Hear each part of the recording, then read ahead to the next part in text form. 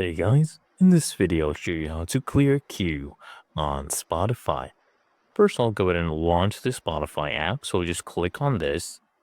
And now let me add some things to my queue to go ahead and clear. So I'll come click on search and I'll search for NCS, no copyright songs. Okay. And we'll add a couple to my queue. So we'll go ahead and add this to my queue.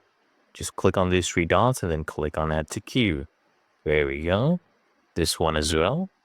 Okay, now let's do a couple more. You can also add audiobooks, right? So if I come here and click on open, this is my whole queue. As you can see, I have some audiobooks.